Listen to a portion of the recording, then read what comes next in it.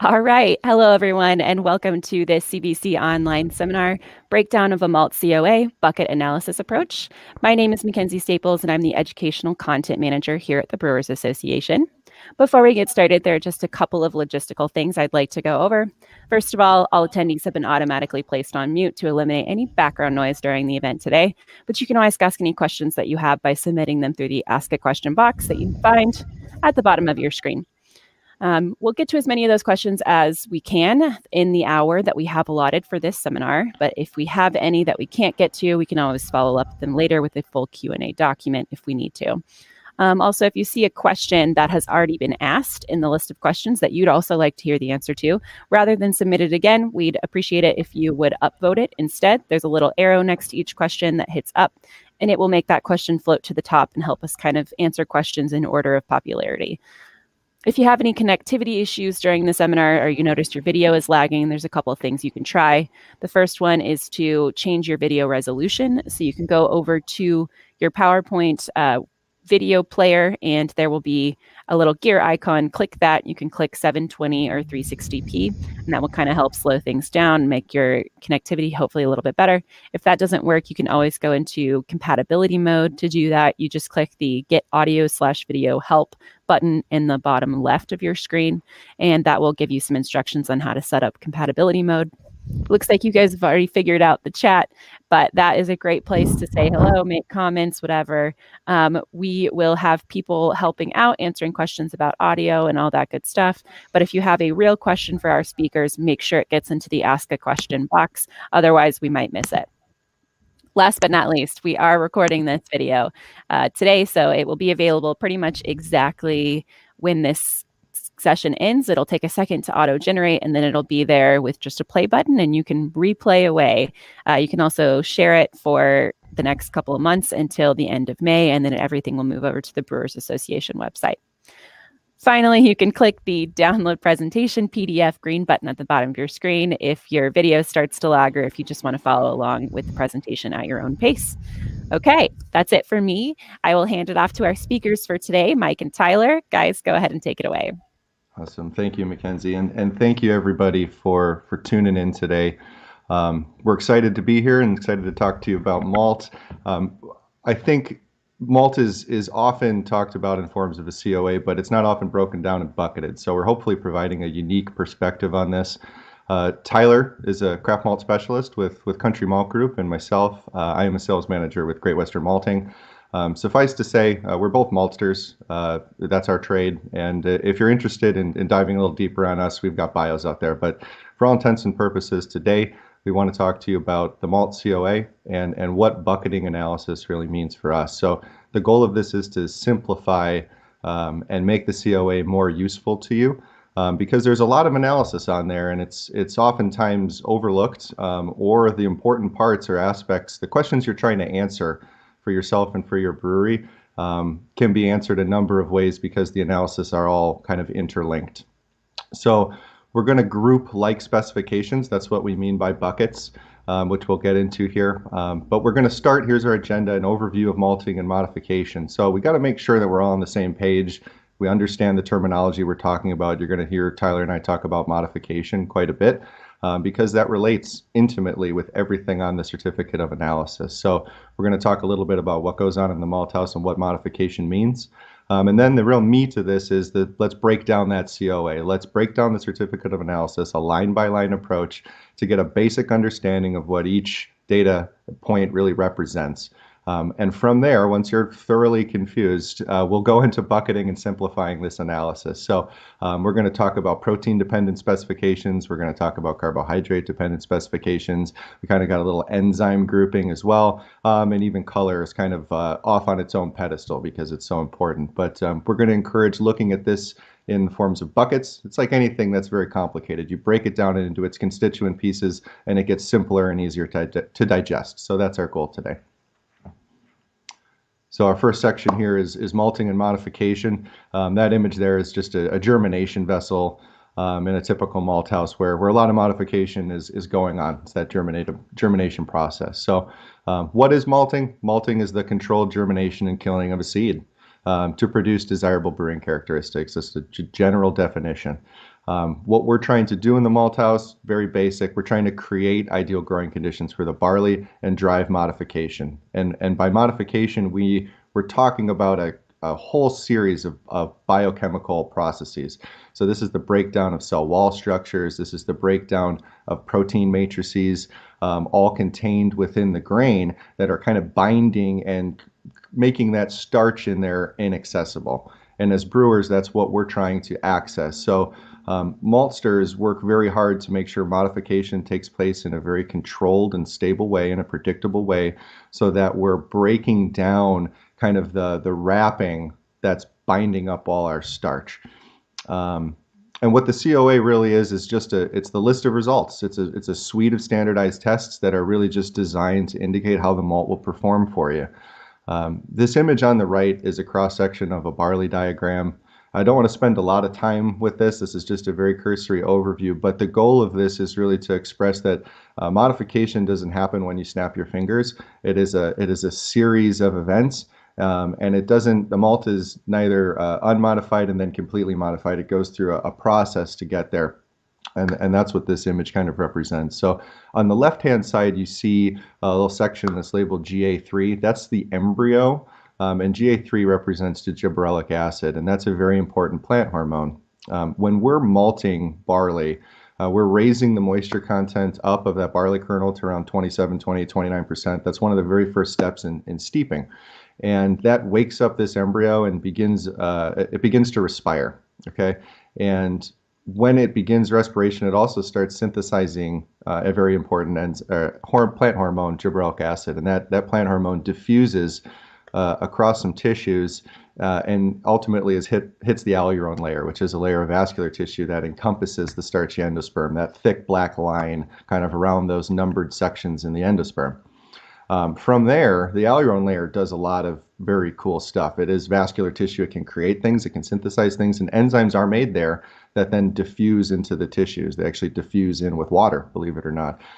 So what this represents is the tissues that receive that hormonal signal from the embryo start making enzymes first and start diffusing into tissues first. And then that far distal end, say section 6 and 7, there is a greater physical distance that all of that plant hormone has to travel to reach the alurone layer before it can start synthesizing enzymes and diffusing into the endosperm. So it's kind of the last part of the kernel to modify. So that's important as maltsters, because when we're watching this, we're making sure that when we say complete modification, what we're referring to is modification throughout this entire endosperm, throughout sections 1 through 7. Okay, so now that we've talked a little bit about what malting and modification is, hopefully that lays some foundation. We'll jump into breaking this down. Just a few line items here. The first one on our agenda is, you see a Malt COA on your right, first and foremost, right? And on the very top, first thing you see on these things typically is what's called an assortment. This is a sizings listing, essentially. You see 7/64ths, 6/64ths, 5/64ths, and throughs. And what those numbers represent are the plumpness of the kernels, the diameter of the kernels. Will they stay on top of a screen that possesses a gap of that size? So 81% of this COA, those kernels are plump enough to stay on top of a 7/64ths screen. That's what this would read. Some maltsters will report plumps, and that's just fine too. What plumps are just the 7/64ths with 6/64ths already added in together for you. Those are generally greater than 90%, often greater than 95%. I think on this COA it's 96.4. So plumps are typically pretty high, but when we're looking at this, what we're looking is for variation, really. When you set your mill, very few people are in there dialing their mill in per batch, right? You kind of want to be able to set it and forget it. And if your maltster is doing a good job of keeping their sizings consistent and that assortment consistent to you, this is one of the things that creates a more consistent crush and helps your efficiencies in the brew house. So some variation between 7/64ths and 6/64ths I don't worry so much about. It's when throughs would go up, that would be a cause for concern. As maltsters, we're concerned about sizings because moisture is absorbed differently in the steeping process, thin kernels to plump kernels. They hydrate completely differently. Thin kernels hydrate much quicker than plump kernels. And they'll go into germination vessels with higher moistures, and they malt differently ultimately. So there's problems on our end. So there's a lot of effort that goes into this upfront cleanings and sizings in the malt house so that they go into our steep tanks and our germination vessels with a consistent size. What you're seeing here, sizing is just as important for you because you're setting your mill gap to a mean size, an average size. And if you've got thins, it's obviously going to pass right through. And you won't get a good crush, and that'll affect your extract. And likewise, if you've got too many plumps, that can be problematic sometimes as well, causing fines and flour and such. So consistency is key. One thing that's not listed here on the COA is breakage related to this. And this is important. Communication is important. Experience is important. Damaged husks, of course, will form a poor filter bed. Fines can slow runoff. It's a housekeeping issue. There's lots of reasons why you don't want malt breakage. I think one of the misleading things about malt breakage is the false or apparent increase in extract because you're actually losing husk. And by weight, it would appear that you would get more extract than you actually will. So making sure your breakage is kept to a minimum is important, but it's not actually physically listed on the COA. Perfect. Thanks, Mike. We're going to get right along with this and jump into moisture, second item on the list. Moisture is a really important characteristic, specification that maltsters focus on. And it's not just focused in on the final moisture, it is also focused on throughout the steeping and germination process as well. We're going to talk a little bit more about that later, but I wanted to make sure that everybody was aware that we're watching this throughout the entire malting process. Moisture for you guys is impacted most likely by kilning, the drying of the green malt into finished product. Poor kilning is going to cause some problems for you. If it's kilned improperly, too aggressively, too lightly, it could either cause color issues with a rising color or a drop in DMSP, and we watch this very, very closely. What's really important here is that if you are receiving malt with very high moisture, it may show rapid signs of decline, hence why maltsters target the 3.8 to 4.6 that we typically will send away on our COA and to the brewery. If it is above that 9%, there are a couple things that occur. One, mold and fungal growth can rampantly take over the silo or the malt that is in the silo or bag. Two, insect and rodents tend to really latch on to the wet malt and the energy, the heat that's created with the wet malt. And three, if it's wet enough or if it's gone into a water puddle and it starts fermenting, fire and blackened malt can equate and come from that as well. A couple more points about moisture is that higher moisture equals lower extract. So when you look on your COA and your moisture is sitting at 5.2, well, that 0.6 above threshold for the maltster that they just achieved is actually moisture that they're selling you and not extract. So keep in mind that moisture does play a key role in the amount of extract you're receiving, whether it be in bag or bulk form. But it is a balance at the same time. Lower moisture, if we drive too far down the rabbit hole of low moisture and sell you more extract and less moisture, there is a potential for higher breakage. And with the higher breakage, there is possibility that you lose extract the other way. So this is all about balance, and moisture is very important in IDing that balance and making sure that you guys are getting what you need without breaking the kernel before it gets to your mash tun. When we dig into extract, it is the next on the list. You can see there's 4 items that are currently listed on the COA with regards to extract. Don't get too confused by those. We're going to focus in on a couple of them. Typically, I will focus in on dry basis, and there's 2 associated with dry basis analysis. One is finely ground, and the second is coarsely ground. So what's the difference between the 2 groups? People often ask me, and I like to explain it a couple of ways. The first thing that I like to explain is that fine grind dry basis typically resembles the maximum theoretical yield that you're going to extract out of that kernel in a controlled malt laboratory. For those of you that have mash presses or flour your grain, you're going to achieve close to maximum theoretical yield. But for the average craft brewer that has the standard equipment, you're going to maybe not achieve that maximum theoretical yield. So when I'm talking with craft brewers, I often relate more closely to coarse ground malt dry basis because it better and more accurately represents what you'd like to see and what you will see in your brewery. Other things to note are typical analysis for fine grind dry basis and typical analysis for coarse grind dry basis. Fine grind dry basis is typically sitting around 79 to 84 this year. Most of the malt that I've seen has been hovering around 82 plus, which is a good year, which means extract is up and protein content is down. And for coarse grind dry basis, that number drops ever so slightly, 77 to 83, because it is less efficient way of extracting that extract from the kernel itself. Other things to note on extract are the quality of the extract that you're actually receiving and whether or not you're able to create a free-flowing extract within your mash tun for those enzymatic activities to take place and break those starches down, extracts down into more simple sugars. So it's not only about quantity, it's also about quality and how you break down that extract to the simple sugars for your yeast to convert. When we move to fine coarse difference, it is a really important characteristic as well. We focus just briefly on it because extract typically takes the charge here.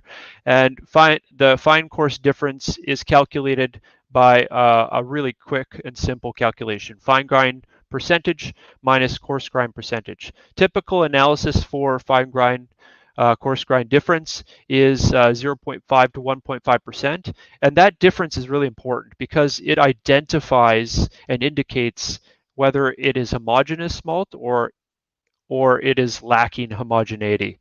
Typically, as the fine coarse difference increases, we tend to see that kernels are under-modified, glassy portions of the kernels exist, and this is typically and most likely due to a problem, whether it be in barley procurement because the year has pre-germination and the embryo is dead or somewhat disturbed coming into the malt house, or it has gone through a steeping practice that has drowned the kernel itself and the rest of the modification process hasn't occurred. So lower numbers for fine coarse difference are always better than higher numbers for fine coarse difference, and that range is really important in identifying whether or not the malt is homogeneous or not.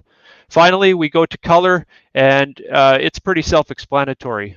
Color is generated during the kilning of green malt. It's generated through the Maillard process. It requires 4 things to generate color. 1, simple sugars, broken down starch. 2, protein, fan-free amino nitrogen. 3, water, and 4, energy. This is a simplified version of what is required for the Maillard reaction, but it is important to note that all 4 of those things are present in the malt kernel, or we are applying it throughout the malting process. The other thing to note is that color is also controlled throughout the process, just like we talked about with malt moisture. So starting at the beginning, steeping is very important in setting the tone for what kind of color we're going to create in the process. And cast moistures being on the lower side will drive less color, and cast moistures on the higher side will drive more color generation. And it's all based off of the modification increasing as cast moisture increases. Germination, airflow, temperature, water runs, recirculation within the kiln all drastically impact color as well. So it's important to note that we are in full control of this throughout the malting process. As a brewer, you need to know that about 95% of the color that is created in your beer final product is contributed by the malt, and the remaining 5% is typically created during your boiling stage, and you have control over that. When we get into wort viscosity, hopefully we don't have to spend too much time on this. It is an important analysis for the maltster. However, it isn't the best indicator of what's going on for you on the COA. So there is a broad correlation with runoffs, wort runoff times in the brewery and potential haze problems and wort viscosity. It measures a couple of things. It measures beta-glucans, pentazans, and proteins combined, all of those large chain, high molecular weight molecules that are present in malt and present in the wort if it's not broken down. And the typical analysis is typically around 1.6 or less. Normally, with an average 2-row, we're hitting around 1.44 to 1.52. What's important about viscosity is that it is looked at on a regular basis. However, it is so correlated to other buckets that we're going to be talking about today there is emphasis on something other than this when we're talking about carbohydrate or large high molecular weight molecule breakdown. And we're going to dig into one of them right now. Beta-glucan is the other. One of the others that is really important to the process, really important to brewers across the country, and is typically something that is talked about quite a bit. It's one of the most talked about specifications on the COA. High beta-glucans have a very negative stigma, and they are something that brewers watch out for. For those of you that don't know, barley kernels, when they come into the plant, typically have a beta-glucan of approximately 1,800 milligrams per liter. So very, very high value for a barley kernel. So maltsters have to do a lot of work to get that beta down, 1,800 down to the 100, 120 that you'd expect to see on your COA. What's important is that above 140, we're going to run into problems within the brewery. It has a high potential for lautering and filtration issues. Typical analysis is less than 120, and this year we're seeing a lot of results come in less than 100. Really good results, which means the modification is occurring in the malt house. It's homogeneous. There aren't many dead kernels. There's no pre-germ or very little pre-germ, and maltsters are taking advantage of that this year and performing at a high standard to make sure beta-glucans drop. Other things that are interesting is typically when beta-glucan peaks, it's during a bad crop year and germination is happening in the fields and not in the malt house.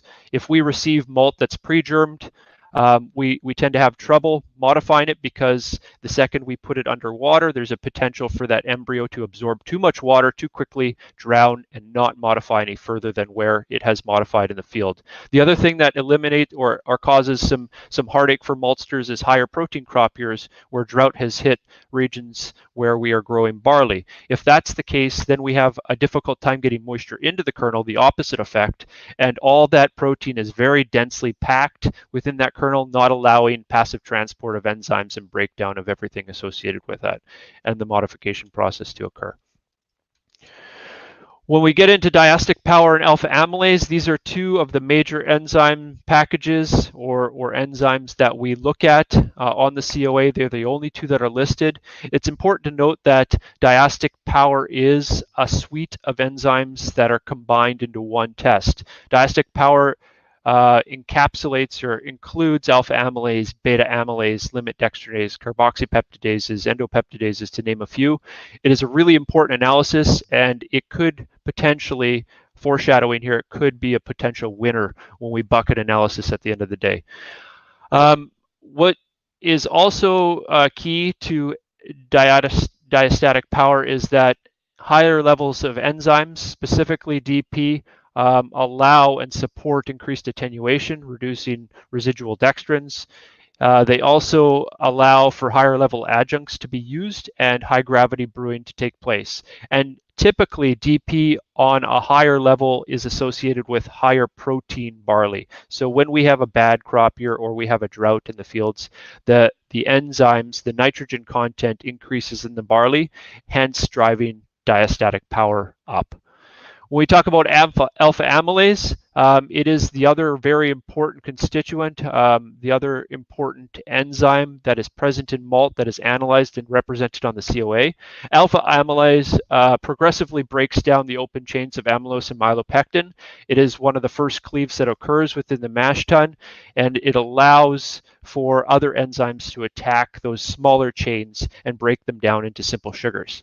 Where beta amylase is free in soluble form and bound in insoluble form to protein via disulfide linkages, alpha amylase is actually synthesized within the malting process. So we are building the alpha amylase, whereas we're unlocking or solubilizing the beta amylase that is present in malt. Alpha amylase is much more stable than beta amylase. It is, and we're going to discuss why that's important shortly, because it plays a key role in differentiating the two enzymes and and allowing us to choose a winner effectively. Perfect. Mike, take it away. Okay, so the next on the list here is free amino nitrogen. This is a measure of protein modification, essentially. What FAN is, we refer to free amino nitrogen as FAN for short. It's the term for amino acids that you're really freeing from or breaking down from barley protein while the germination process is going on. So you've got, as Tyler mentioned and I mentioned, there's a protein matrix that really these starch granules are trapped within. And as you break that down, when these get broken down kind of to their smallest, their low molecular weight forms, we categorize them as FAN. They're normally associated from a brewer's perspective with yeast nutrition, very important constituent in a yeast diet. It's necessary for cellular membrane production, important for the reproduction of the yeast cells. So you can have problems with this when you don't have enough. You're going to stress your yeast out. And you can also have problems when you have too much. There tends to be a greater level of FAN in more highly modified malts. By that, I mean, if you allow germination, if you allow that to continue on to a greater degree, you're going to allow more enzymatic activity to take place to act on that protein substrate, that protein matrix. You're going to break down more of that protein matrix into these individual FAN amino acid constituents. So the more you modify, the more FAN you get, basically. And it makes sense. If you look at the COAs of specialty malts, for example, I mean, for all intents and purposes, we're talking about a 2-row base malt today.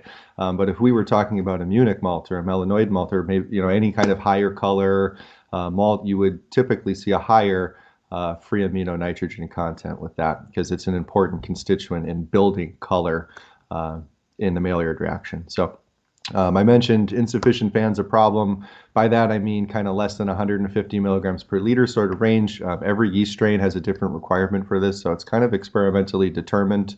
But essentially, suffice to say, if you don't have enough of this FAN, you could experience poor yeast growth, you could get a stuck fermentation, you could stress the yeast out and cause a whole host of other metabolic byproducts to get produced that are undesirable for you. Too many to list, right? Excess FAN, on the other hand, this is sometimes a little less obvious. If I have enough food here for my yeast, shouldn't I be okay? If you're greater than 250 milligrams per liter, that kind of range is what I'm talking about. And to an all malt brew, I'm not talking about high gravity brewing or anything like that right now. But excess FAN's problematic because you can leave food on the table, so to speak. So your yeast are always competing with other microorganisms in the fermenter, right? We'd like to think we're pitching into a sterile environment, but the reality is that we're not. But due to the population density of the yeast we're pitching, we're able to outcompete most things that are there. So if we have too much of this bug food, so to speak, this leftovers that your yeast aren't able to utilize could then be utilized by other microorganisms and produce problems, produce infections and other negative flavor compounds. This tends to be more problematic in packaged beer. Okay, so it takes time for all of this stuff to happen. So if you're serving your beer over the pub or tap room, which hopefully come back online soon, this is less of a concern for you. A higher level of FAN isn't going to be as detrimental. You will see if you have high levels of FAN, just like Tyler said, it's going to pick up color. These malts with higher FAN levels pick up color in the kiln. They're also going to help pick up color in your boil kettle. So these are still creating kettle caramelization and fueling those reactions somewhat too. Also dealing with protein, we've got total protein and soluble protein here. I think total protein is what probably gets slapped on the label that gets slapped on barley first. We go through great lengths at malt houses to segregate barley based on protein content. As Tyler mentioned, it affects how water is uptaken into the kernel. It affects how many, based on how we malt it, how many precursors for color development we're able to build. So high protein malt has high value for making specialty malts, and low protein has a very nice home making pilsners and nice 2-rows as well. But suffice to say, total protein is essentially a very simple formula. It's total nitrogen times 6.25. In general, lower protein malt contains higher extract and lower enzymes. That stems from the fact that if you are a barley kernel that's lower in protein, is going to plump out and fill out its endosperm with starch kernels or starch granules. And a kernel that's experiencing maybe heat stress is going to build up more protein instead of those starch granules. So it's a defensive mechanism that barley will undertake during stressful environmental conditions as it's growing. So if you're hot and dry, that barley kernel doesn't have a lot of water. It doesn't plump up and get nice and big. It tends to harden up and create protein to resist these adverse environmental conditions. So because it's building that additional protein, that protein is ultimately translated into enzymes. So higher protein malt tends to have higher enzymes and lower extract. This is important for adjunct brewers, high gravity brewers. If you're targeting low residual dextrins, I think for the majority of the audience, it's not exactly what we're after. We've got more than enough of a protein package to do what we're trying to do. Total protein is slightly reduced during kilning, I guess. So if you take a protein measurement off of the barley, it's not exactly what you wind up as in finished malt, because primarily the rootlets that are formed during the malting process are very rich in protein, and it's actually a byproduct stream for some maltsters. But at the kiln cleaners, those rootlets are then cleaned off. So we're slightly reducing that protein content. If anybody's getting malt with roots on it, I'd strongly encourage a second look at that. And total protein is strongly influenced by weather. If you have hot, dry conditions, like I said, that's going to influence the ability of that kernel to really plump out. It will develop higher levels of protein. So I encourage communication with your maltster. I mean, this is a dynamic raw material. It's subject to Mother Nature's conditions, and as your protein content changes year to year, which is normal, it's good to stay informed, and it's good to have an open line of communication so that you might know if or how your malt stream might be changing slightly, and then it arms you with the ability to make proactive steps to keep your process really tightly in control, which I think we're all striving to do. Soluble protein, sorry, one back, but thanks. Soluble protein is the measure of protein that has really been broken down or solubilized. It's an important fraction. It's what's actually going to get pulled into solution. It's water soluble. It'll get pulled into your mash tun. It's the lower molecular weight fraction. FAN can be considered a part of this portion. And I think for all intents and purposes, we want to know what our total starting protein is, but the soluble portion is actually, for me, and I think probably for you, maybe of a little more interest. S to T ratio is taking these two data points and making something meaningful out of them, from my perspective. So S to T is nothing more than the soluble protein divided by the total protein. And based on that value that you get, it's a strong indicator of how much modification is taking place, because it's answering how much of that protein has been broken down relative to the total starting component, that total protein number.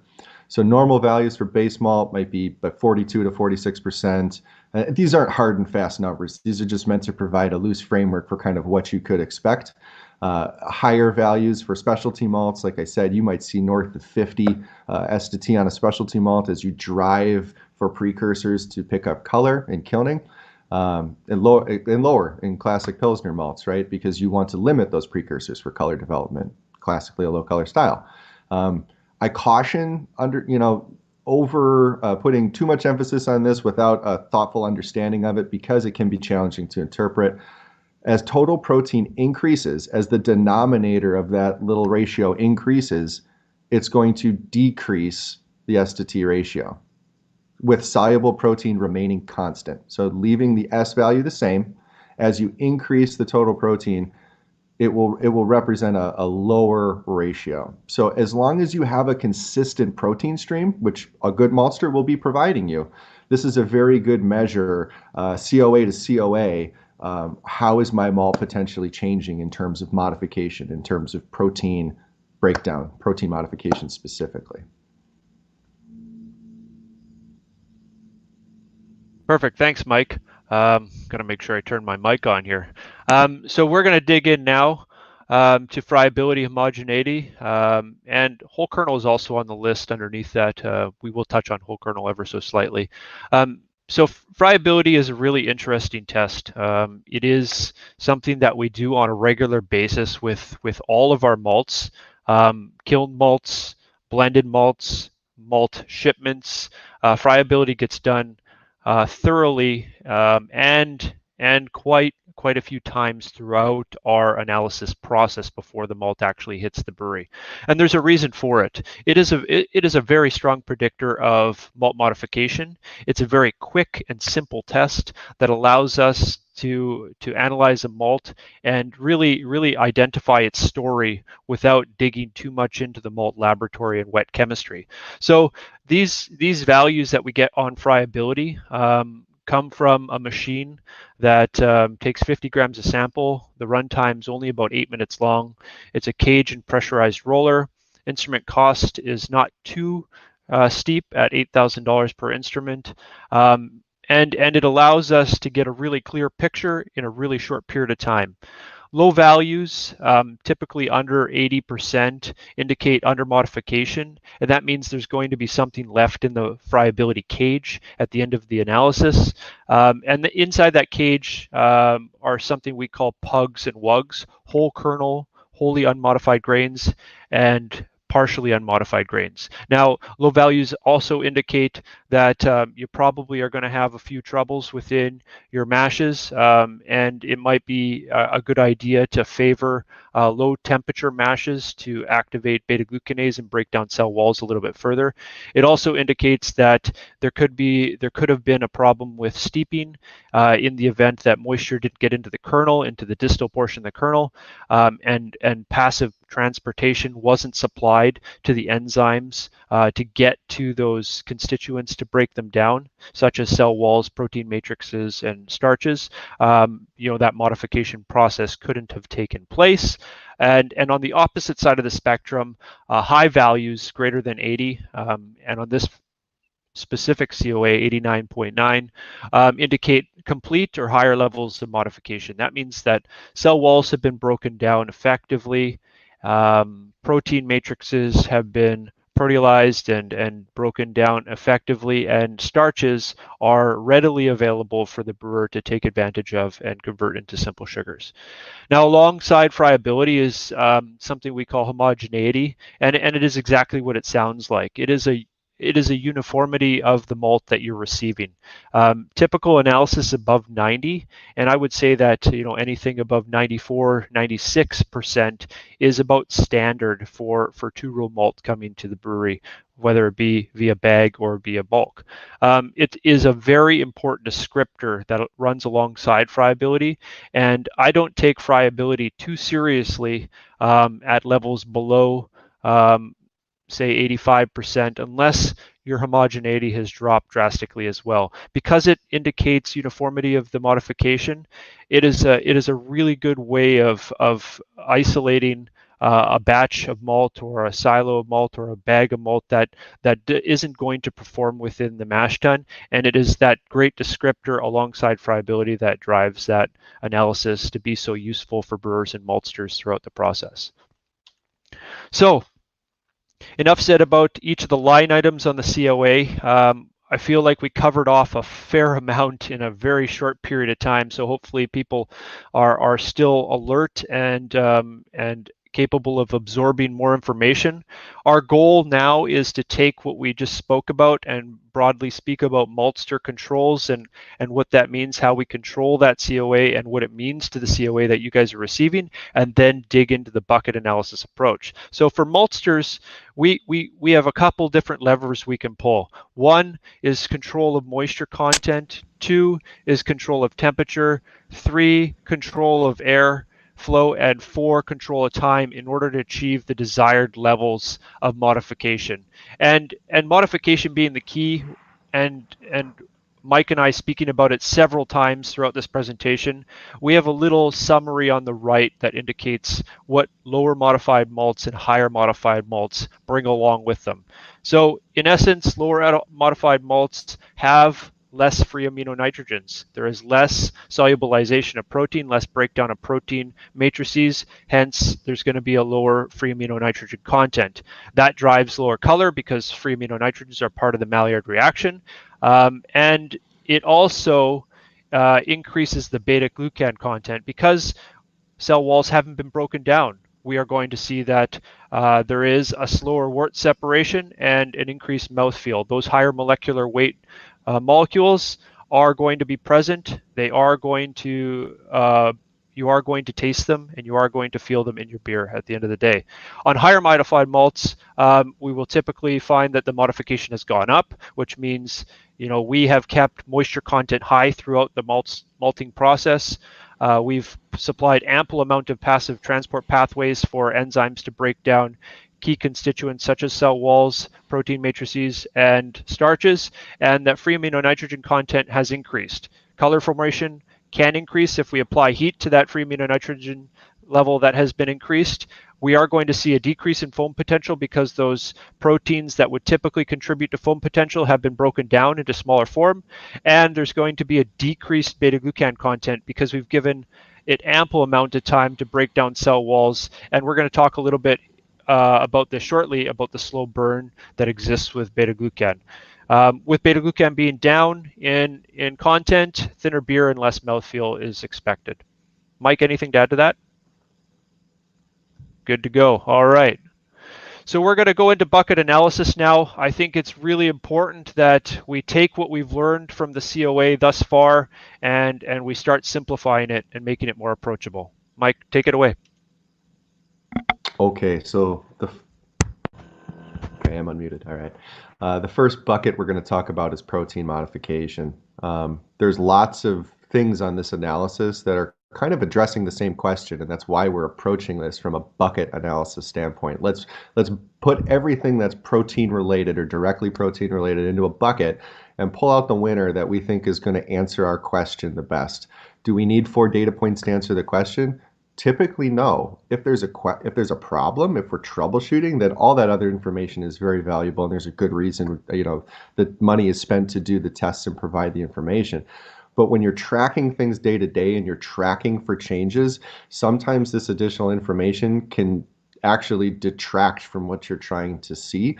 So we're trying to eliminate some of the static and allow you to key in on 1 or 2 parts of this analysis that will help you understand if there has been adequate digestion of the barley protein, because that's the common question between these things. So when you're talking about what is adequate digestion of barley protein, we're talking about breaking things down from a very hard, matrices kind of format into something as loose and free flowing as, fan in your mash tun. So when we talk about, the lowest molecular weight portion of this, that's what I'm talking about, fan, the yeast nutrient function.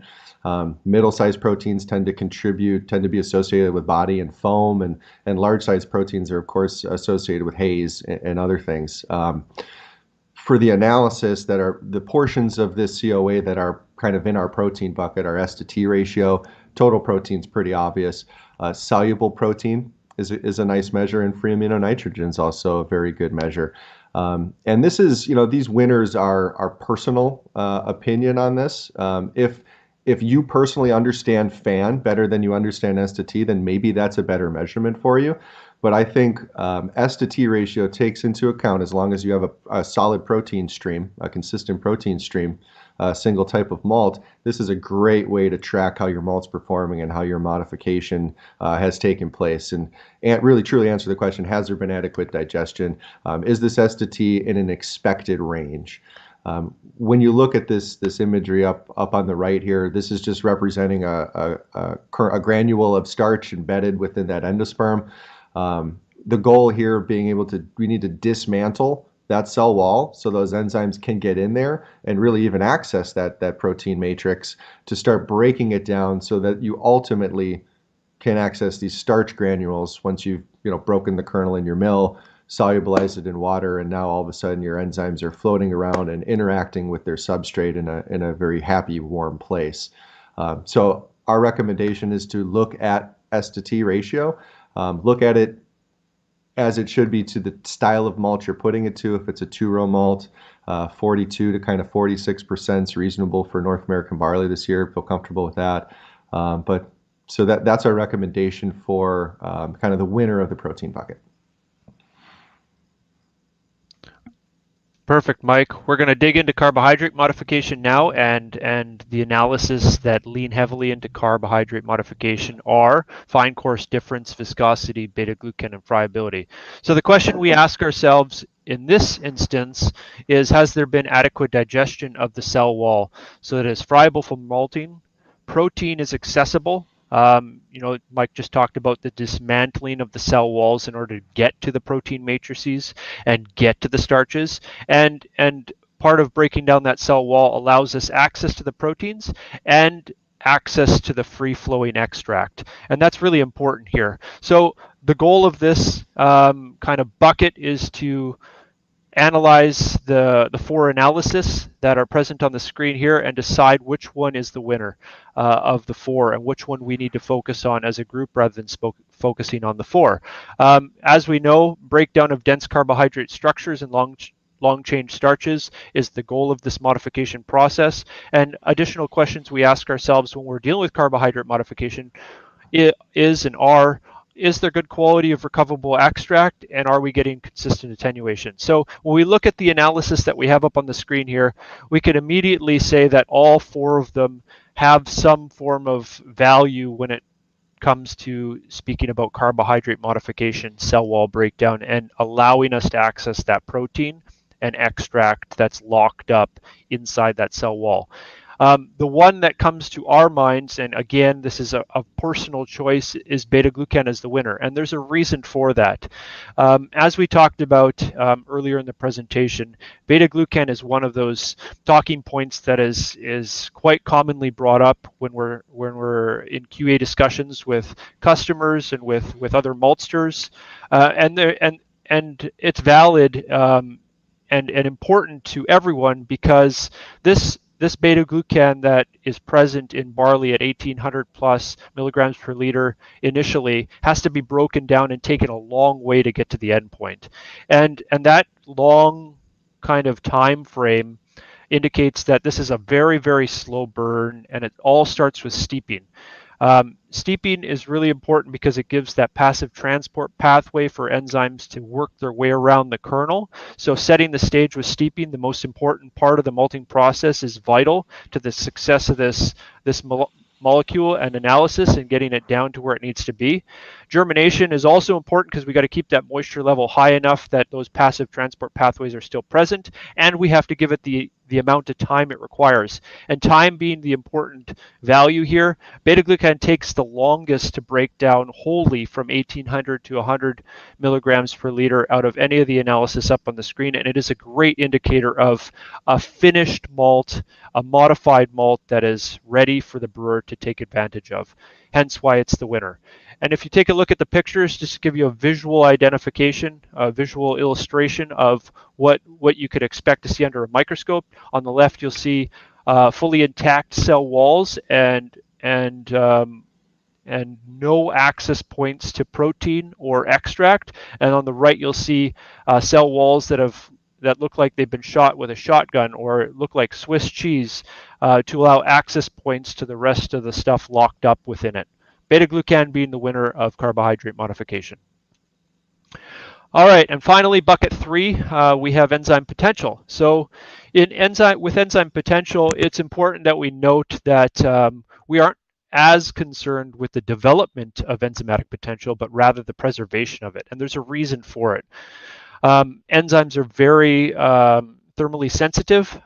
So if we apply the wrong amount of heat at the wrong time, then we're going to denature those enzymes. And to give you an example of what we mean by denaturing, we have a couple of analyses on the left here that show prior to kilning and after kilning diastatic power levels. And you could see after kilning, going through your free drying, forced drying, and curing stages, we actually lose about 1/3 of the diastatic power during that kilning process. So you could see how volatile it is, how easily it's denatured, and this is on a good batch of malt that we've actually controlled the kilning on. Now, if we look at how we do that, it's important to note that we increase temperatures very, very slowly in the killing process, and it does a couple of things for us. If we were to apply heat right off the get-go and we applied 150, 160, 170 degrees Fahrenheit to this batch of malt, without drying it down a little bit before applying that heat, we would denature those enzymes. But by drying it down slowly and going through the stages of kilning, such as free drying, where we're applying minimal heat content but high airflow, forced drying, where we're starting to ramp up the temperatures, we're actually increasing the stability of the enzymes that are present in the malt that we've synthesized or we've unbound or solubilized. These are all going to be more stable for that final cure, where we create the color, flavor, and aroma. Another thing to note is that enzymes are in absolute excess of what a brewer requires, as long as the maltster is doing what they need to do to keep them preserved. And I typically throw out the number of about 200% plus, and that is a valid number, stating that we don't need all of the enzyme available in the malt kernel. However, it is nice that it converts things so quickly in the mash tun. So when we look at the analysis associated with enzyme, there are only two enzymes present, or enzyme packages present on the COA. One is diastatic power, which encapsulates and includes carboxypeptidases, endopeptidases, limit dextranase, beta amylase, and alpha amylase, two of the enzymes listed above in the graph, and alpha amylase being the other one as a single individual analysis. So when we pick a winner, we have to choose one or the other, and both are very important to the process. Both carry pros and cons to choosing them, but we chose diastatic power for a couple of reasons.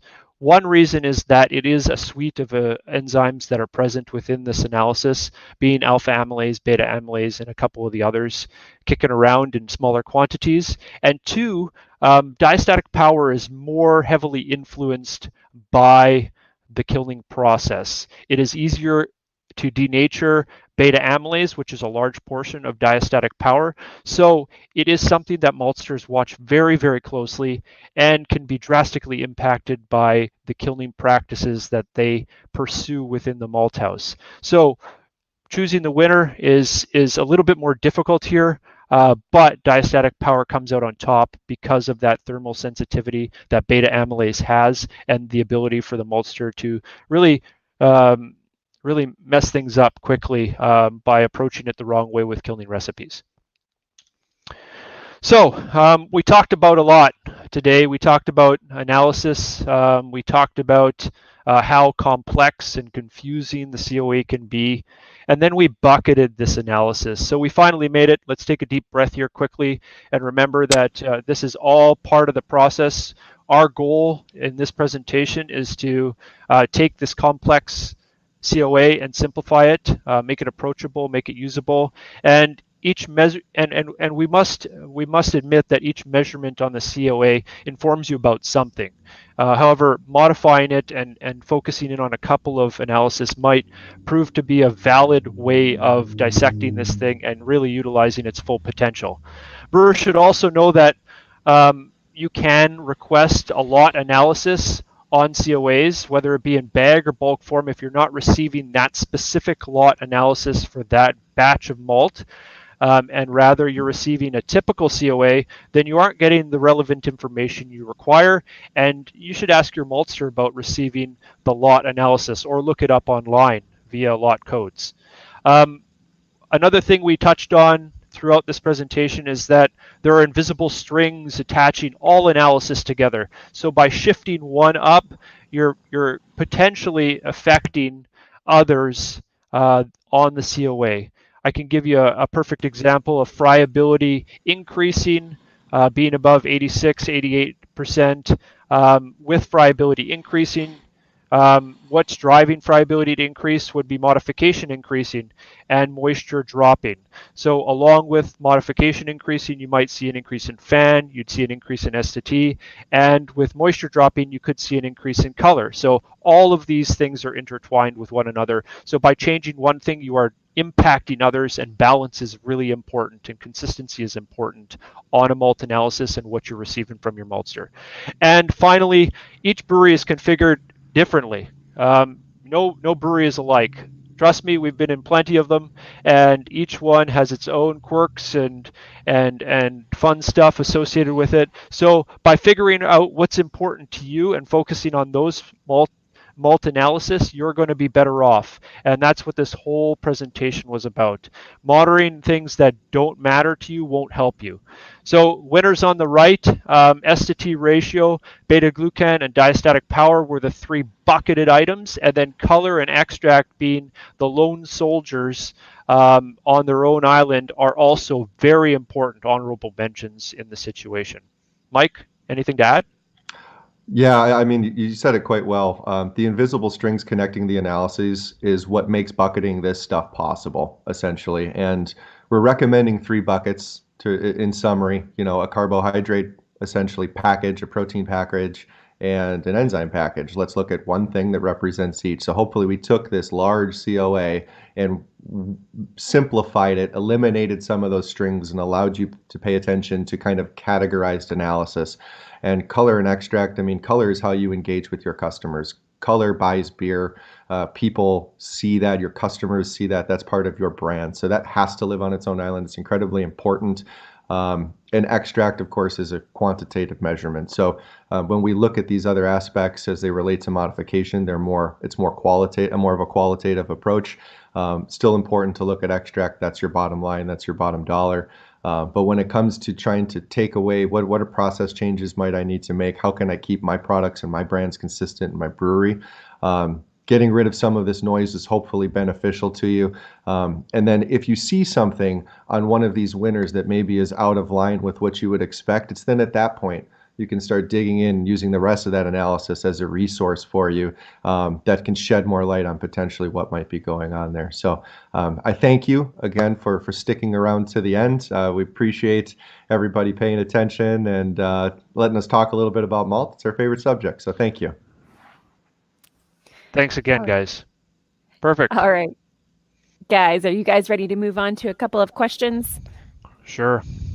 Perfect. We only have a few minutes left, so I will make sure that all these questions get to the guys later, and they can do us a favor and maybe fill out some of the questions for a Q&A that we can post later on. But we'll get to the most popular ones first.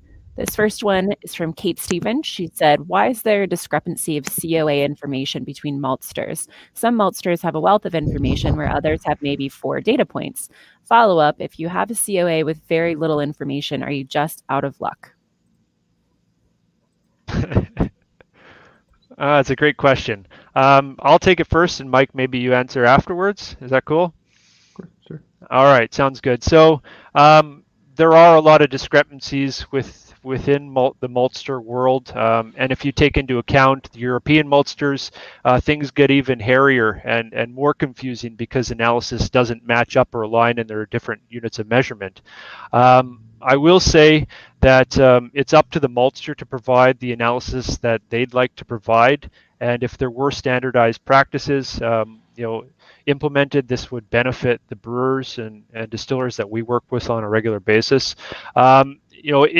As maltster of multiple malting companies to date around the world, I will say that this frustrates me as well as the brewer.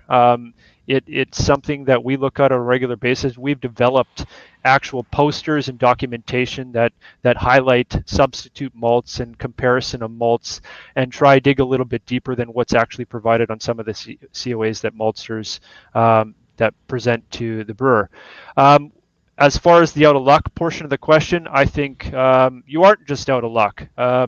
I think it's important to reach out to your maltster, and communication relationships vital in this instance. If it's on another COA from another maltster, chances are the maltster that's working with you is going to have that analysis as well. There's a suite of standardized tests that are run on all malt samples, and all you have to do is ask. So I would say that asking and that relationship and communication with the maltster is vital in this instance, and you can get the information that is missing on the COA. Anything to add to that, Mike? Yeah. So the way I read this it depends how you read it. The discrepancy of COA information. If you're meaning units of measurement, there's a whole European suite of standardized tests with their own units of measurement. So you got to go through conversions. If we're talking about lack of information altogether, I think that boils down to cost in a lot of ways. These are this laboratory equipment is expensive. It needs to be continually calibrated. These labs have to be staffed. So depending on the resources of the particular maltster, I mean, it's just practically speaking, it's to produce a suite of tests, multiple runs a day. I mean, that takes a full staff. So there's, I think, a pretty significant cost implication there. If you have a COA with very little information on it, you're certainly not out of luck. Perhaps the resources you have access to at that point in time can't suffice, but there are external places you could get the laboratory testing done as well independently, private companies.